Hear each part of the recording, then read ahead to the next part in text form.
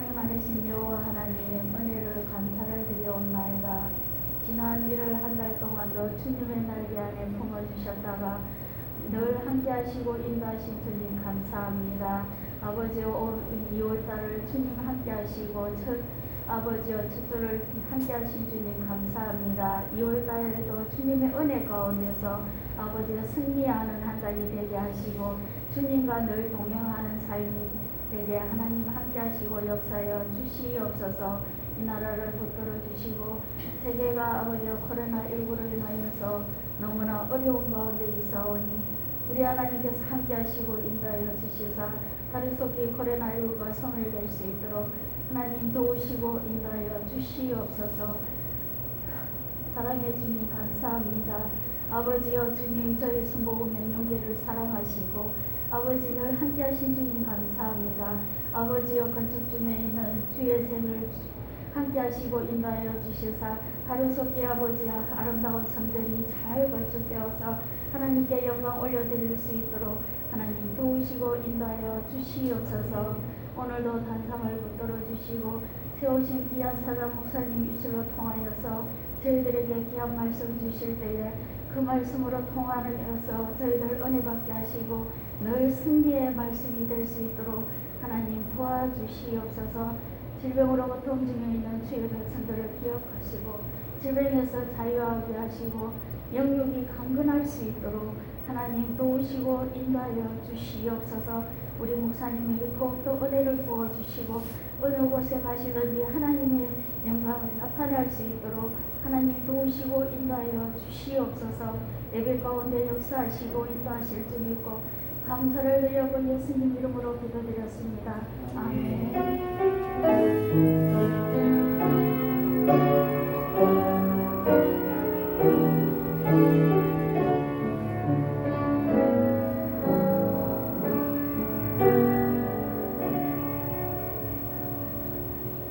오늘 말씀 사무엘상 15장 30절에서 35절 말씀입니다. 한 절씩 교독하겠습니다.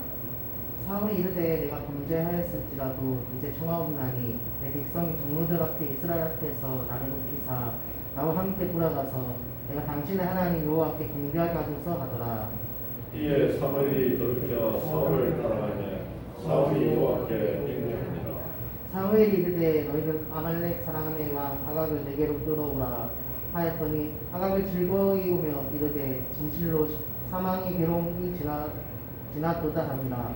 사무엘이 이르되 내 칼이 여인들에게 자식이 빼앗은 같이 여인 중에 그에게 자식이 없으리라 하고 그가 길갈에서 여호와 앞에서 악을 찢어주니라. 이에 사무엘이 라마로 가고 사울은 사울 기브와 자기의 집으로 올라가니라. 사무엘이 죽은 날까지 사울을 다시 와서 보지 아니하였으니 이는 그가 사울을 위하여 슬픔이었고 여호와께서 사울을 이스라엘 왕 삼으신 것을 부인하셨다. 모세라는 말씀 전해주시겠습니다. 자, 한번 기도합시다. 하나님 아버지 감사합니다. 어려움 중에도 하나님을 예배하게 하시고 찬송하게 하시니 감사합니다. 삶의 순간마다 때마다 우리의 자신을 돌아보면서 하나님이 기뻐하는 선한 뜻이 무엇인가를 생각하는 우리 모두가 되게 해 주옵소서. 이 시간도 말씀을 은혜해 주시고 또 진리 가운데로 우리가 인도함을 받게 도와주시기 원하오며 예수님의 이름으로 기도하옵나이다. 아멘. 참 이 문제라고 하는 게 아무리 볼륨을 높여도 이게 전기를 안 꽂아놓고 100권 켜고 올려도 소리가 안 나요. 근데 이런 실수를 우리가 가끔 범해요. 핸드폰을 꽂고 이렇게 이제 데이터를 전기를 충전하는데 안 올라가. 가만히 보니까 스위치를 안 올렸어요. 그럼 내일까지 기다려도 안 들어와요. 그런데 이러한 사건들이 영적인 면에서 우리의 삶 속에도 있을 수 있다라고 하는 것이에요. 열심히 하는데 안 돼. 그 뭐냐? 근본이 잘못됐다. 근본이 뭔가 체크가 아직 안 될 때가 있다라고 하는 것입니다. 자, 오늘 이스라엘 민족이 좀 뜨겁지 않아요? 이스라엘 민족이 사사 시대에는 어떤 일이 있었냐? 사사 시대는 대체로 어떤 제도적인 정비가 안 된 시대였어요. 예를 들어서 블레셋이 막 쳐들어온다 그러면 삼손이라고 하는 하나님의 사람에게 은혜가 임해가지고 나귀떡과 한 개로 1,000명을 죽이고 이스라엘 민족을 보호하는 그러한 일들이 있었습니다. 그래서 사사 시대에는 세금 거둘 필요도 없었고 그저 하나님께 예배드리고 제사하고 이러면 됐는데 이제 시대가 사무엘 시대가 있으면서 사무엘의 자녀들이 옛날에는 세습제였어요.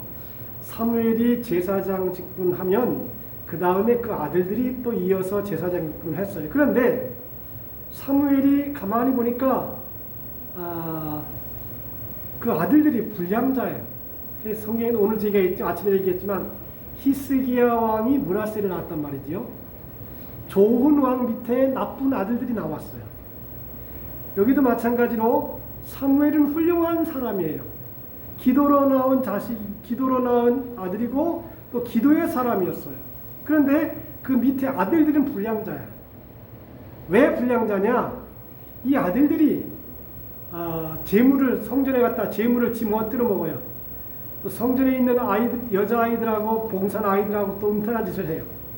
그러니까 이 영적 권위가 점점 추락하는 거예요. 그러니까 아버지만 잘해서는 안 되고 자식도 잘해야 되는데 이런 영적인 점점 타락의 시기가 들어가게 됩니다. 자, 여러분들 하나님이 이스라엘 백성들을 출애굽시킨 이유가 뭐냐? 430년 동안 애굽에서 종로로 타면서 출애굽시킨 이유는 뭐냐면 하나님께 제사 드리기 위해서, 희생을 드리기 위해서 출애굽을 시킨 겁니다. 하나님이 왜 우리를 이 땅에 보내었느냐? 하나님을 예배하기 위해서 보낸 겁니다. 예배하기 위해서. 삶의 목적은 예배입니다.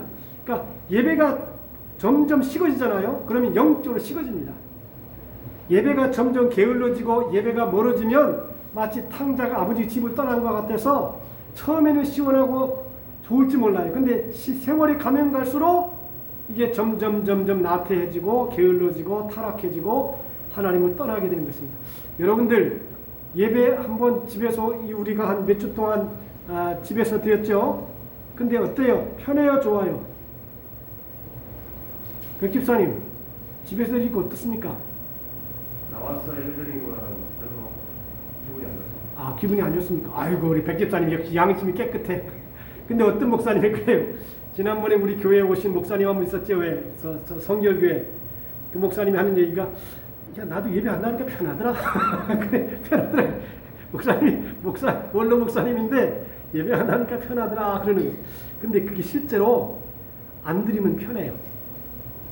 근데 한 번 안 드리고 두 번 안 드리고 세 번 안 드리죠. 영적으로 점점 이제 하나님과 멀어지게 되고 또 예배에 대한 의식이 없어지는 거예요. 그러니까 자꾸 타락하게 된다라고 하는 것이죠. 목사도 마찬가지예요. 예배 안 드리면 타락합니다.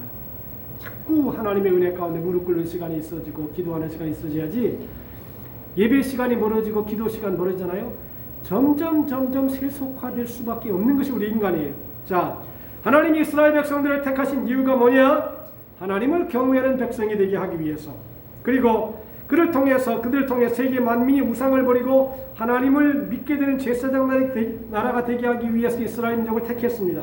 성경에는 출애굽 19장 5절에 보니까 세계가 다 내게 속하였나니 너희가 내 말을 잘 듣고 내 언약을 지키면 너희는 열국 중에서 내 소유가 되겠고 너희가 내게 대하여 제사장 나라가 되며 거룩한 백성이 되리라. 너는 이 말을 이스라엘 자손에게 고하시니라 했습니다.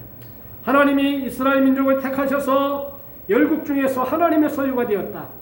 그리고 제사장 나라가 되고 거룩한 백성이 된다. 그것은 특별하게 뽑아서 하나님을 위해서 살아가게 한다라고 하는 것입니다. 자, 그런데 이스라엘 백성들이 애굽의 바로 왕에게 압제를 당할 때 노예의 신분으로 자유와 해방을 얻는 것이 불가능하였었지만 하나님이 그들을 10가지 재앙을 통해서 건지고 구원해 주셨습니다. 하나님께서 이스라엘 백성들을 애굽에서 구원하여 시내산 아래 모으시고 언약을 맺으신 것도 역시 하나님이 이스라엘 왕이심을 선포하신 것이었습니다. 전능하신 하나님이 이스라엘 백성들의 왕이 되셔서 그들과 함께 하심으로 가나안을 정복하고 새로운 주인이 될 수 있게 되었을 때 이스라엘 백성들은 선지자 사무엘에게 그들에게도 이방 나라처럼 왕을 세워줄 걸 요청했습니다. 자, 사사 시대를 가만히 보니까 허름해요. 제도가 정비가 안 돼 있어요. 여러분들 왕이 딱 서 있고 대신들이 쫙 줄을 서 있으면서 왕이요 폐하 뭐 이러면서 높여주고 그 다음에 제도적인 정비가 되어 있을 거는 좋은 것 같은데 하나님이 볼 때는 그걸 원치 않았어요.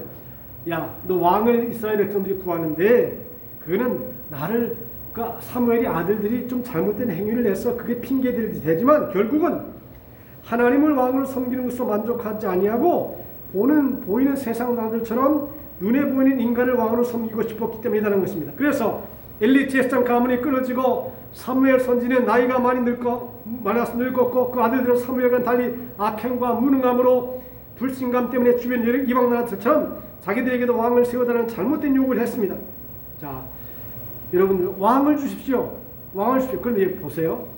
하나님이 이스라엘 백성들이 왕을 선택하는 것을 좋아했습니까? 싫어했습니까?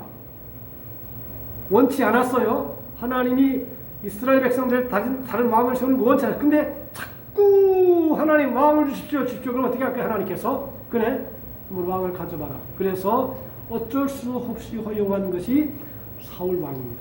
여기서 우리가 생각할 게 뭐냐면요. 아주 못된 요구를 하더라도 거듭거듭 요구를 하면 하나님이 들으실까요? 안 들으실까요? 못된 요구를 해도요. 거듭거듭 요구하면 고집을 세우면 그래 한번 해봐라. 그래서 세운 게 사울 왕입니다. 자, 성경에 사무엘상 8장 18절에 말합니다. 그날에 너희가 너희 택한 왕을 인하여 부르짖되 그날에 여호와께서 너희에게 응답지 아니하시리라. 백성이 사무엘의 말 듣기를 거절하 이르되 아니로소이다. 우리도 우리 왕이 있어야 하리니 우리도 열방과 같이 되어 우리 왕이 우리를 다스리며 우리 앞에 나가서 우리의 싸움을 싸워야 할 것입니다. 그랬습니다. 자, 왕을 하나님이 세우기를 싫어하는데 이스라엘 백성은 자꾸 왕을 달라고 그래. 그럼 한번 왕을 주겠다. 그렇게 얘기하는 것이죠. 잘못된 요구를 들어주십니다. 그것은 말로 해서 깨닫지 못하는 자는 자기 고집으로 인한 시행착오를 통해서 경험으로 깨닫게 하기 위해서였습니다. 여러분들 탕자가 아버지한테 재산을 달라고 그러죠. 근데 벌써 아버지가 볼 때 이 탕자에게 재산을 주면 이 돈을 벌어본 경험이 없으니까 허랑방탕할 것을 알았어요. 그런데도 줍니다. 이게 하나님의 섭리라는 거죠. 근데 보세요. 이게 탕자에게 나가서 마음대로 쓸 것을 알면서 돈을 주어요. 그리고 실제로 탕자는 아버지의 예측대로 허랑방탕합니다. 돼지가 먹는 쥐염 열매를 먹으면서 존귀와 영광이 떠나갑니다. 그래? 네 마음대로 해봐. 그래? 돈 줄게. 네 마음대로 해봐라. 그리고 마음대로 한 다음에 나중에 돼지가 먹는 쥐염 열매를 먹으면서 그래? 그렇지. 그리고 스스로 돌이켜 회개할 때까지 하나님이 참으시는 거죠. 시간이 걸리죠.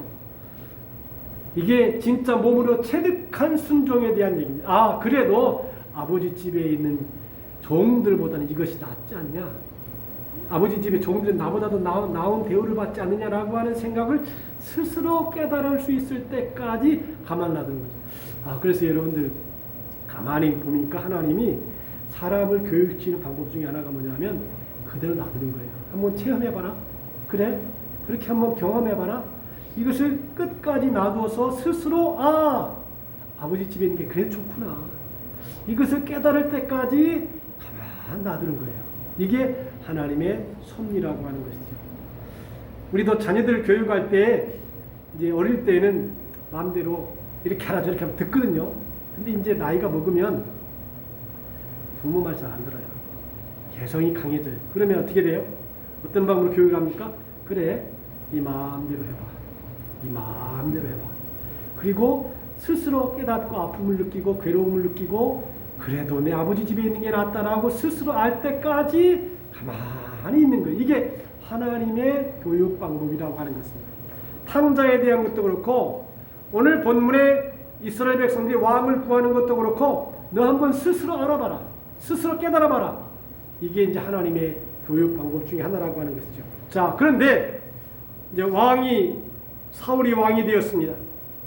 기스의 아들이 사울이 왕이 되었는데 준수한 소년이었습니다.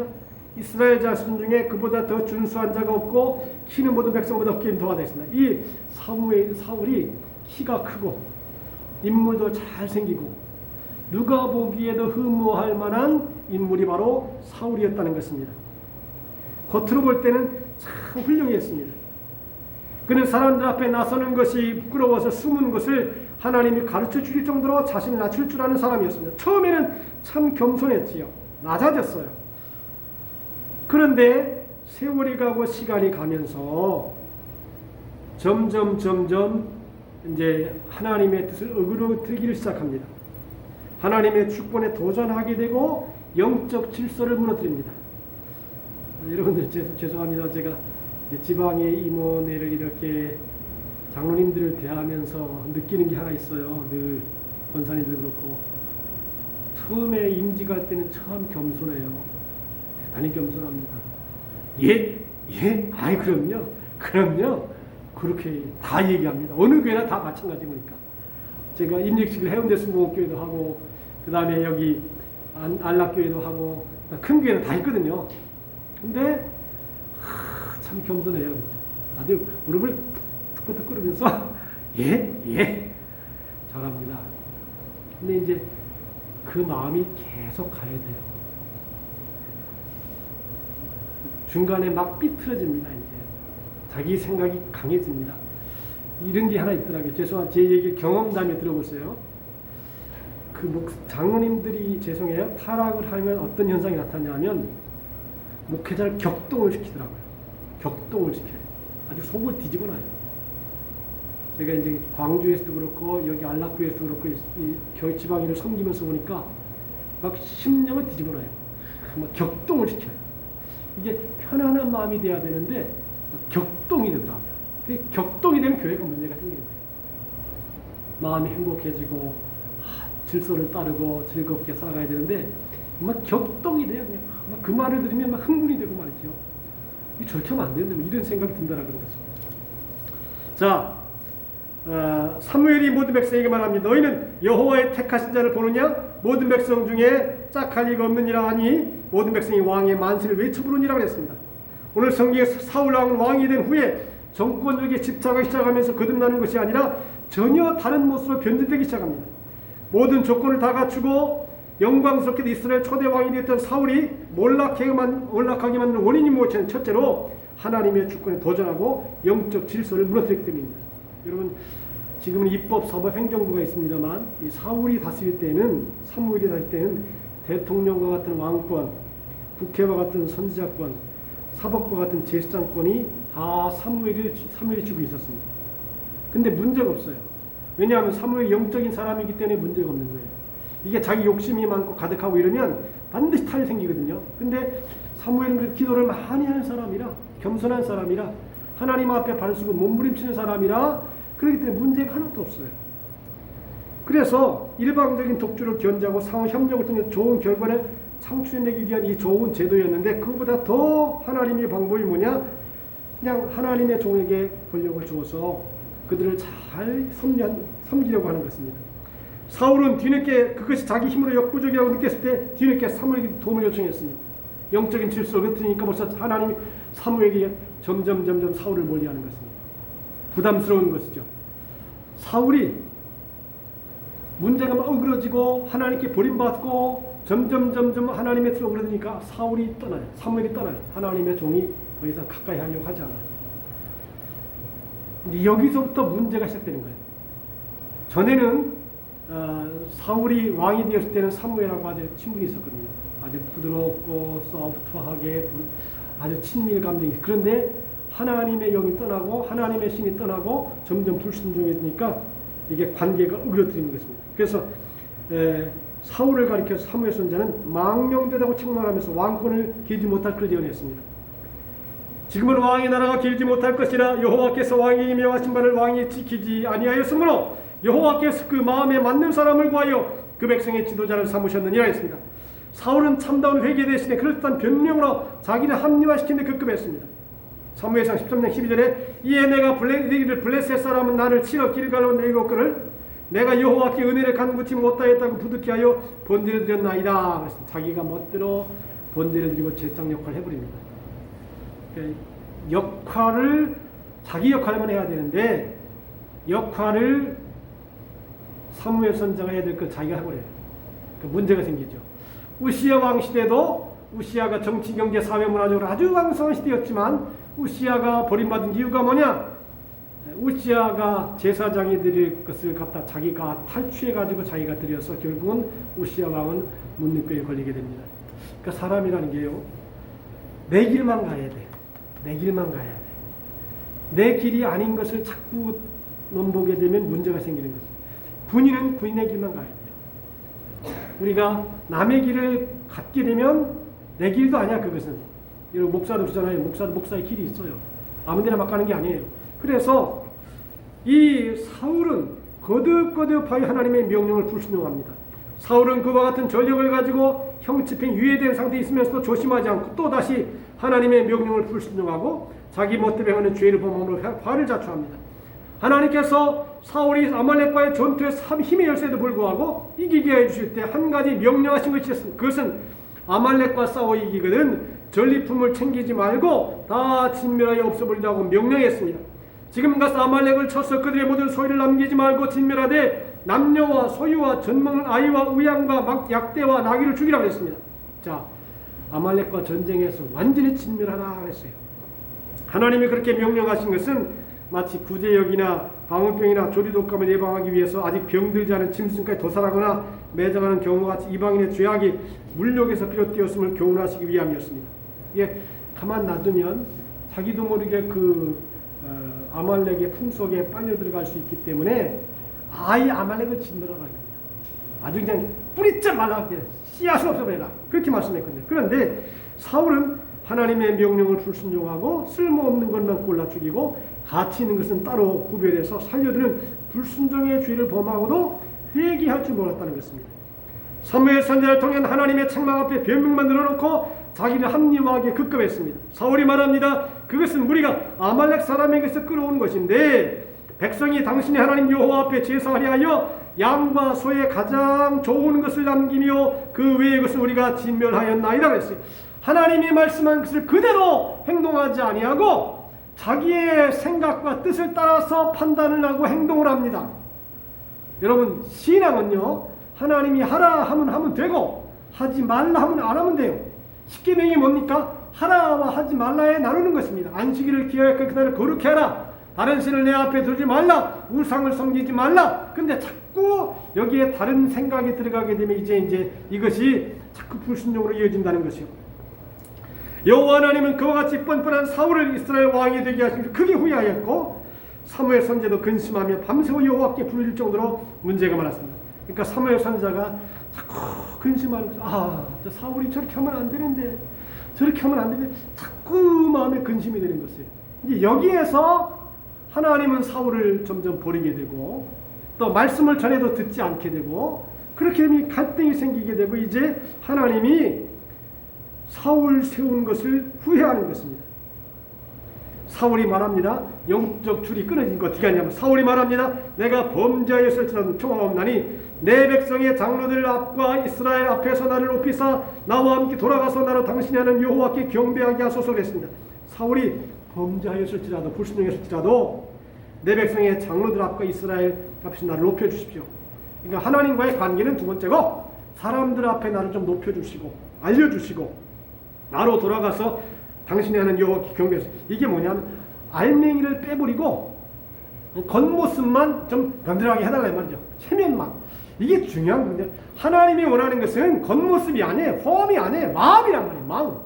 마음을 바르게 하지 않은 상태에서 하는 모든 행위는 이게 폼이에요. 외식이에요.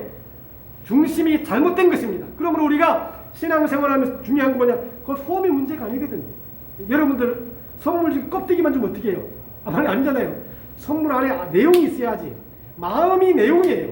그 마음을 먼저 드린 다음에 그 다음에 선물도 드려야 그게 마음과 뜻과 정성을 다하는 것입니다. 신앙생활을 하면서 우리가 이 하나님 앞에 마음을 드리는 것 참 중요하다는 것입니다. 사울 왕은 끝내 돌이키지 않았습니다. 결국 하나님께서 사무엘에게도 이스라엘 백성에게도 버림을 당하는 돌이킬 수 없는 후회의 사람이 되고 말았습니다. 그래서 사무엘상 15장 35절에 사무엘이 죽는 날까지 사울을 다시 가서 보지 아니하였으니 이는 그가 사울을 위하여 슬퍼함이었고 여호와께서는 사울로 이스라엘 왕을 삼으신 것을 후회하셨더라. 내가 사울을 왕을 삼은 걸 정말 잘못했다. 여러분들 지도자가요 정말 중요하거든요. 지금 이스라엘 민족이 백신을 다 맞았어요 거의. 근데 그 수상이 뭐라 그러냐면 내 민족을 한 명만 상해봐라. 난 3배로 갚아준다 했어. 이스라엘 수상 멋있더라고요. 응? 백성들 벌써 우리는 지금 백신 하나도 못 맞았는데 거긴 거의 다 맞아가야지. 자기 민족, 자기 조국, 자기 백성들을 사랑하는 마음이 뜨거운 거예요 그냥. 그래서 제가 페이스북에다가 이스라엘 수상이 올린 내용을 올렸어요. 내 나라 백성을 한 명을 해치면 난 3배로 갚는다. 우리 여러분들 그래서 이스라엘 민족을 옛날에 제가 성지순례할 때 뭐라 그러냐면 그 안내하는 분이 저 이스라엘은 깡패 나라다 그랬어요. 왜냐하면 자기 민족을 조금 해를 보잖아요. 즉시 보복해. 즉시 그냥. 한국에서 이스라엘 민족 괴롭힌다면 즉시 보복이에요. 눈은 눈으로, 이해는 이로 막 갚아버리는 거예요. 이스라엘 민족은 조그맣지만 강원도만한 작은 나라지만 자기 민족 애가 뜨거운 나라예요. 근데 지도자 하나가 그렇게 중요한 거예요. 사울을 지도자가 세웠는데 백성들의 문제도 더 중요한 건 뭐냐? 하나님과의 문제, 하나님과의 관계 문제. 이 관계가 어그러지고 깨지니까 이제 사무엘하고도 멀어지게 되고 사무엘도 보려고 해도 안 해. 이제 그 사람은 하나님이 버린 사람이야. 이렇게 하고 대하지 않으려고 해. 이게 얼마나 큰 문제입니까? 사람은 누구를 막론하고 평생 옳은 일만 하고 옳은 일만 하는 선한 사람이 없는데 잘못만 범하여 사는 악한 사람도 없고 단지 어느 쪽에 더 치우치는가 하는 정도의 차이가 있을 뿐입니다. 근데 여러분 성경에 보면 악한 왕과 선한 왕의 비유가 뭐냐면 그 비교가 하나님의 뜻대로 행하였느냐? 그러면 선한 사람이고 하나님의 뜻대로 행하지 않았는데 그건 악한 사람이에요. 아합 우상을 숭배하게 만들죠. 악한 사람이에요. 중심이 근데 여러분들 이스라엘 민족 중에 하나님이 없다고 생각하는 사람은 하나도 없어요. 그런데 있음에도 불구하고 하나님을 마음에 모셔드리지 않고 우상을 섬기게 되죠. 자, 그래서 우리가 이 말씀을 보면 참 좋은 정치인이 있어야 된다. 사울이 정치인이거든요. 근데 정치인이면서 하나님을 두려워하는 거예요. 근데 제가 지금 약간 걱정되는 게 뭐가 있냐면 미국이 그 천주교인이었던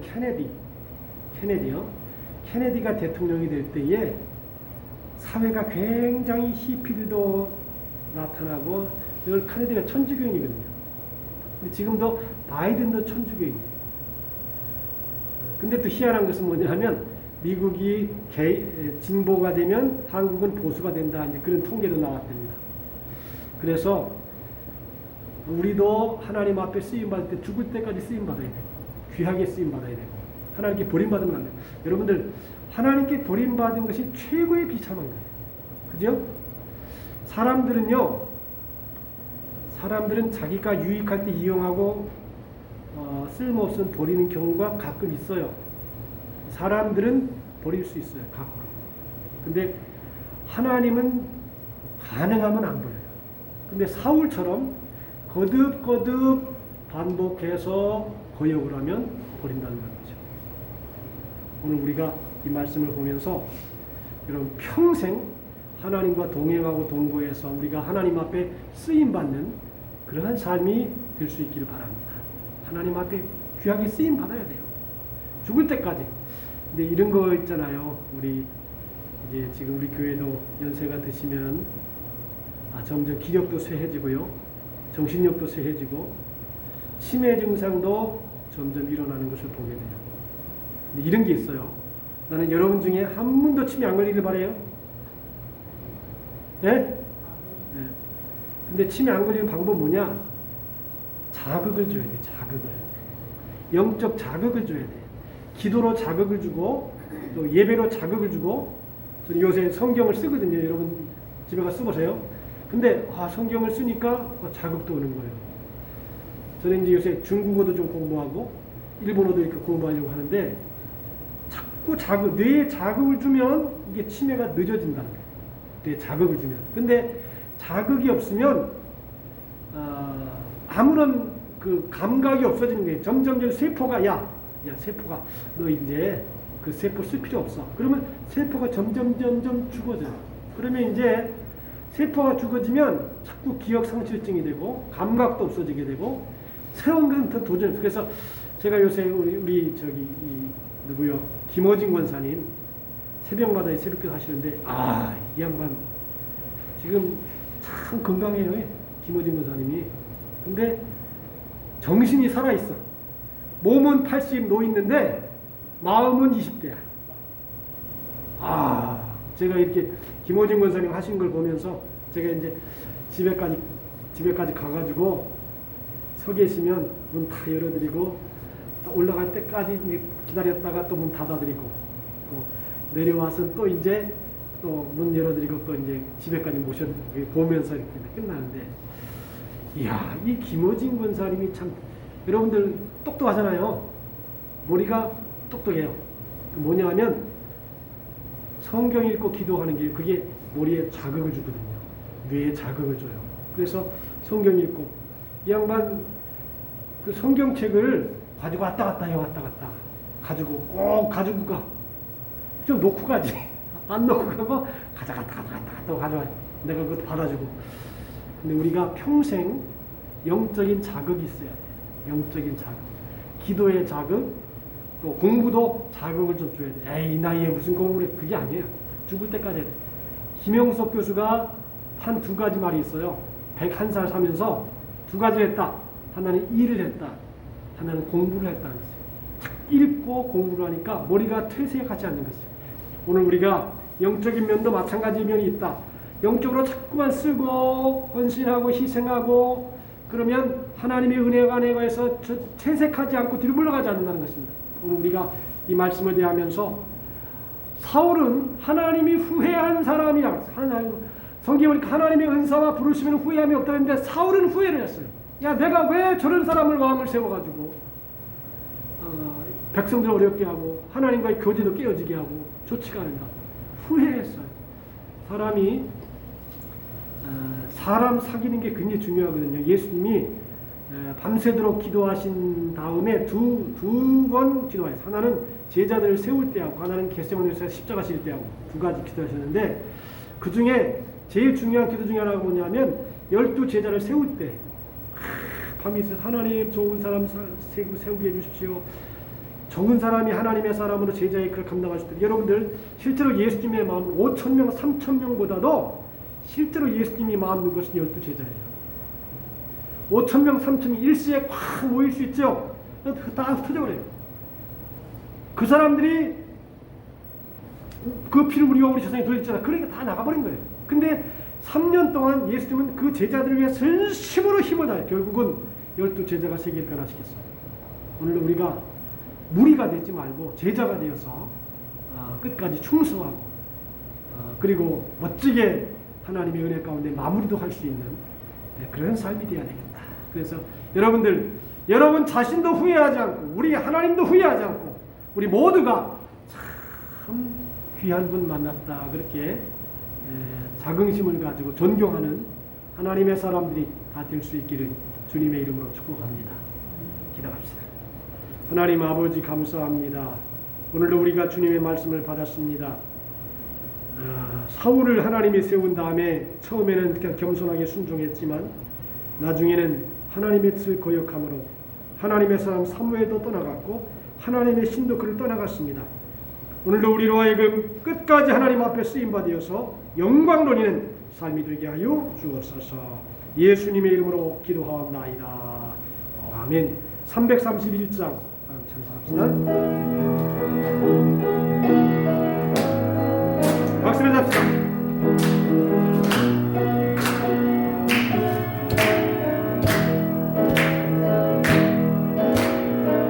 어두워진 세상길 주님 없이 걸어가나 나의 영혼 어두워졌네.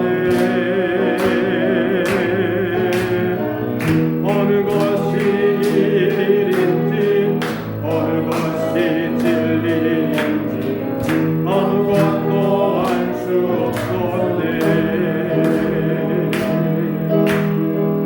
주님 없이 살아가는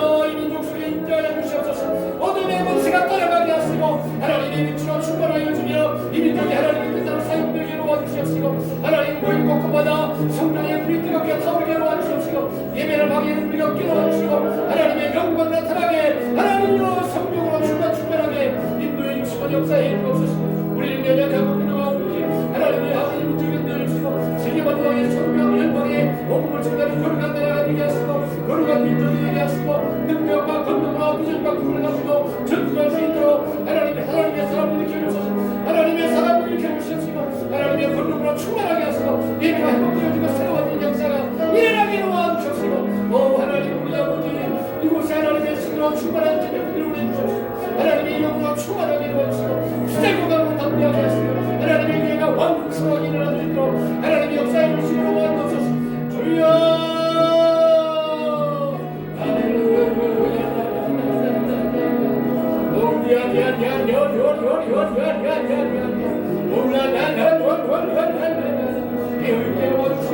은혜로 무장되게 하여 주셔서 성령의 불바람이 일어나게 도와주시고 하나님 아버지 하나님을 섬기게 도와주시고 함께 인도하여 주시옵소서. 우리 성령이여 역사해 주시옵소서. 성령이여 임하여 주시옵소서. 성령이여 불러주옵소서. 하나님이여 하나님의 신령한 올라가는 내 성령이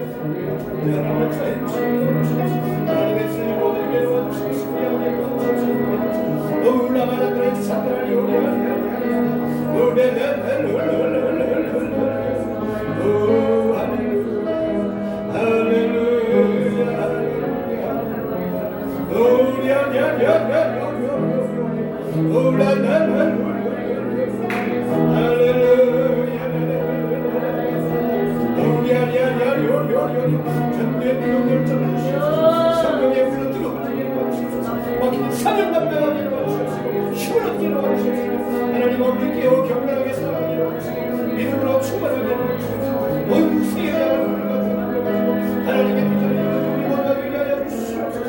할렐루야.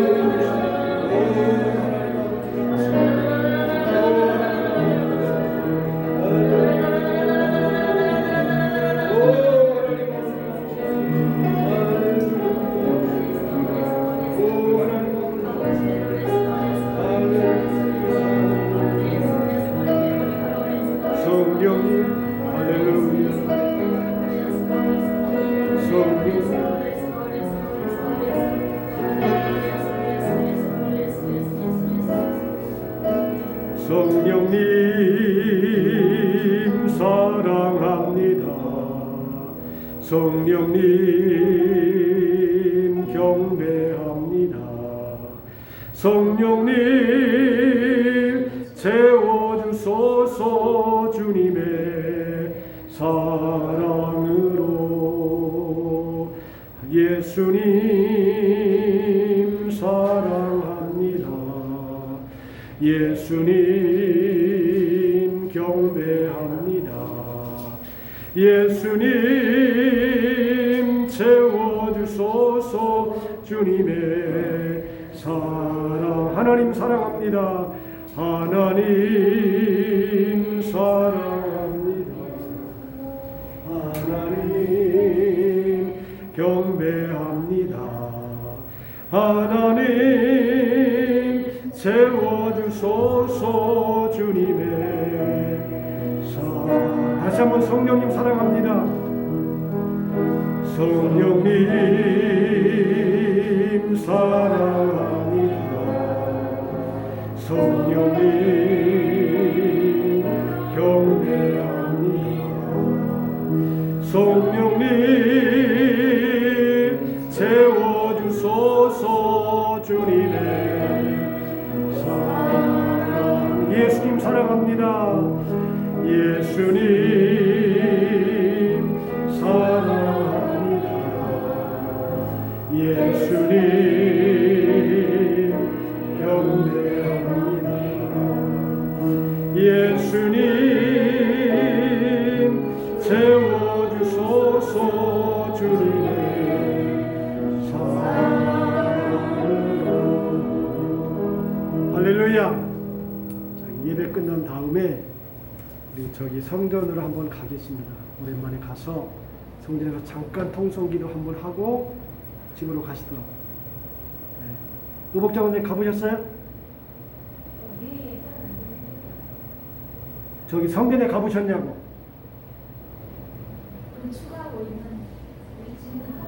신축하고 있는 성전에 가보셨냐고요? 오늘은 한번 다 함께 가서 그 성전에 가서 한번 통성을 기도하고 그리고 마무리를 할 수 있도록 그렇게 하겠습니다. 아시겠죠? 복음성가 354장 찬송 한번 하고 축도하고 마칩니다.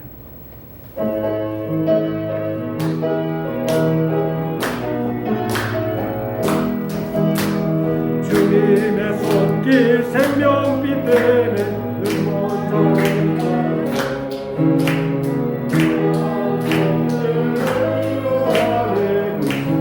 인도에 넌 나오는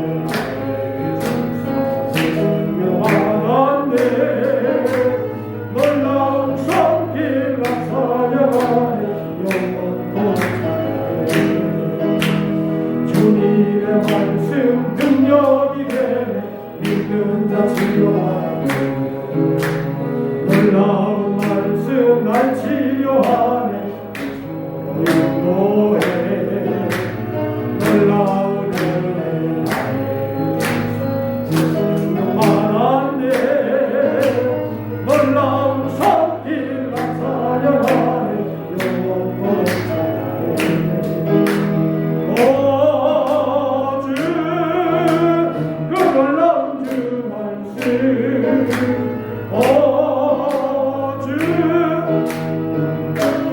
주 말씀 놀라운 은혜 하나인데 놀라운 손길 나타나네 영원토록 찬양해 주님의 보혈 속죄가 되네 각신자의 걷는 놀라운 보혈 날 구원하네 놀라운 은혜 명만한데 놀라운 손길 나타나네 영원토록 찬양해 오 주님 놀라운 주 오 주 은혜로운 주보여 놀라운 명만한데 놀라운 손길 나타나네 이제는 우리 주 예수 그리스도의 무한하신 은혜와 하나님 아버지의 극진하신 사랑하심과 보혜사 성령님의 감화 감동 내주 충만한 축복의 역사가 하나님께 쓰임받기 원하고 버림받기 원치 않는 하나님의 사람들 위해 평생 동안 귀하게 쓰임받기 원하는 하나님의 사람들 위해 분대는 우리 형제들 위해 이제로부터 영원토록 함께 있을지어다.